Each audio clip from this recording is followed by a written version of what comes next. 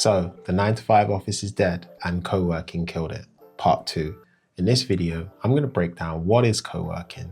We're going to dive a little bit deeper into how it all began and why I believe it's the last major design innovation for the office at scale. So, back in 1999, Bernard de Koven, an American author and game designer, he coined the phrase co-working, and he had a particular vision. And that vision was that working together as equals.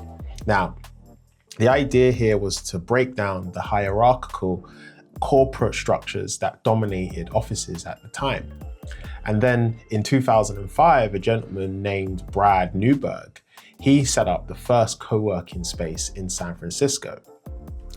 And here's the words of de Koven himself when describing the effect that these new co-working spaces had and how it differed from his initial phrase and what he intended when he said working together as equals.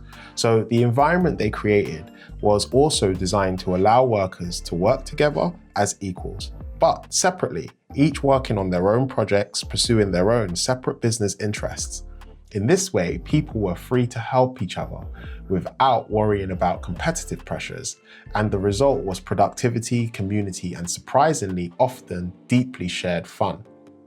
I think that kind of rounds and sums up the view of co-working spaces and how it evolved from his original vision. And then you had co-working continue to rise and grew 153% from 2018.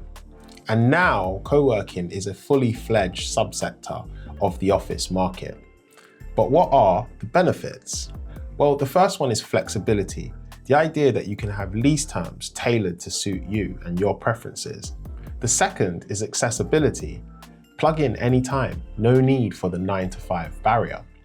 Thirdly, it's versatility. You can choose your own work style, whether that's a private office, dedicated desk, a shared hot desk, or a nook, for example, work in a phone booth.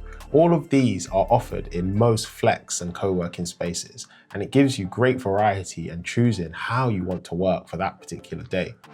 And then finally, it's efficient. So you can reduce your overheads with the shared amenities. So it keeps costs low, especially in difficult economic times. So there's the value proposition. So if you think back to what I said, 153% growth since 2018, and there's around 42,000 co-working spaces globally. And then at the heart of all of this is community, people and companies working together in an environment as equals.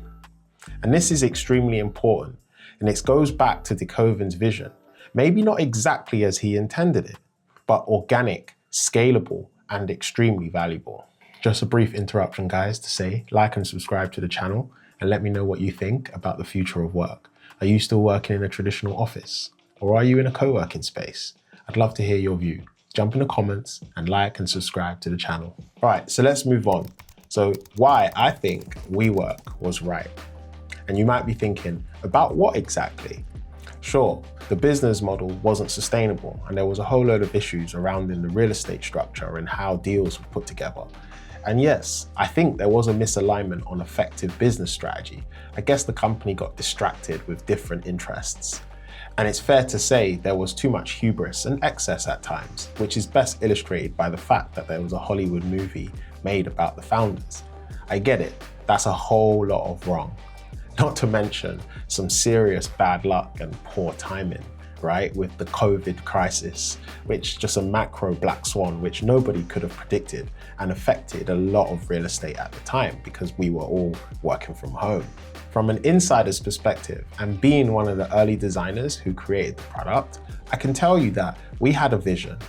And it goes back to the first slide in the first part of this video, where you remember this?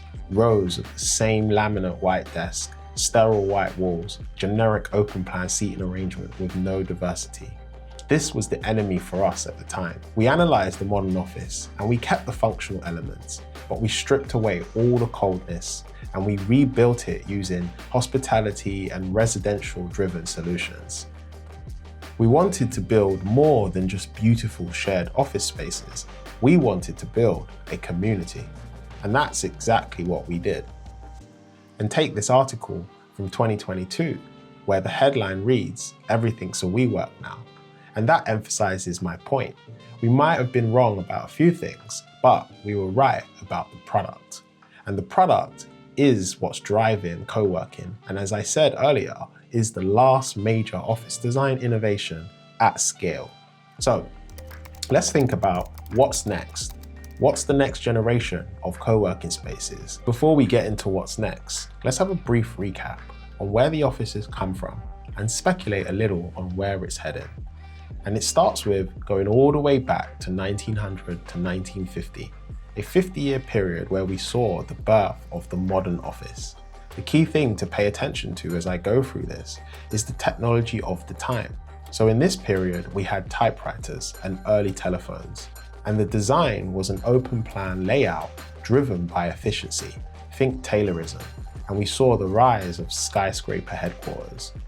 And then in 1950 to 1980, a 30-year period, we saw the rise of the corporate boom and the mid-century innovation. So think Mad Men, executive offices, and mid-century classic design. Xerox copiers was the technology that was dominating, and mainframe computers started to make their way into the office space. And then moving on to 1980 to 2000, I call this the rise of the machine. Personal computers, early email, fax, and dial-up internet were now becoming mainstays in the corporate office. And as you can see, going through this, you can see the timeline compressing. So this was a 20-year period. And then moving on to 2000 to 2020, I call this the co-working and flex work era. So now the technology was dominated by laptops, broadband, Wi-Fi, smartphones, and the cloud. Each technological innovation seems to have improved on the previous one, made it more efficient, made it less physical. And now we're in the era of hybrid work. I call this the final frontier. Why? Because we have AI productivity tools, Zoom, asynchronous workflows, and that means we don't need to be in a physical office to be productive or efficient. So this is, from a 120-year period, the complete polar opposite to where the office began. And what I find funny is the office hasn't really evolved from the original modern office in the early 1900s. And then we can speculate on where we think this is all headed. The digital twin and the human creativity boom. I believe in the not too distant future, and again, this is just a guess, but we may have an AI digital twin, an avatar of sorts, and then we'll have the metaverse with VR workspaces for meetings, and we just won't need to be in an office to perform productive tasks because automation and AI will do most of that for us, and we would have to be creative. So this is me thinking that there will be some form of human creativity boom. But what can the office become in 2030? In my mind, it will be more like a work club. And what is a work club? A functional workspace that feels like a members club and layered with hospitality to boost the user experience. Why? Because work is no longer a linear experience, dominated by a commute between the home and office. As you can see here, user experience is at the center, and work is just one of many spokes surrounding that user experience. Because today, work is hybrid. It's a series of moments throughout your day. So to wrap up the Future of Work series, it's my belief that the 9-to-5 office is dead. It's just a matter of time. And co-working is the last major office design innovation to be implemented at scale. What's next? Who really knows? But I'm going to be working on that in the future. So let me know in the comments what you think about the future of work. Like and subscribe to the channel, and I'll catch you guys on the next one. Oh, and don't forget, if you haven't watched part 1, you can check that out somewhere on this screen. I'm still trying to figure out how that works. Peace.